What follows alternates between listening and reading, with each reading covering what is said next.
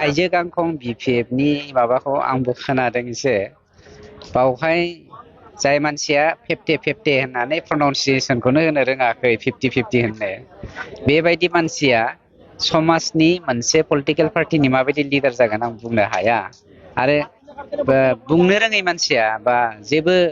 माने खुनु गुदि गिजि बिजौ गैयै मानसिया जाखिनि बाथ्राखौ बुंदों बेफोरबायदि मानसिनि सायाव जोंनि समाजा सोनारनानै थानो हाया। प्रमद बर' सारनि जुदि खोथाखौ जुदि भाबियोब्ला लाजिथाव बाथ्रा बियो आबसु आन्दलन खालामबोनानै बेसेबां सिगाङाव आसाम डिभाइड 50-50 होननानै बुंदोंमोन आसाम डिभाइड 50-50 आव दायो मानि खोमानो 50-50 नागिरखो बिलाय दिनैनिफ्राय जुदि सोरबाफोर जोमैखौ हेरेसमेन्ट होयोब्ला बिनि फिननायखौ आं होगोन। बैसागु बोथोरनि बारदै सिखोला नों आंनि नोंसोर रावखौ बुथारनो मोसासो आं मोसा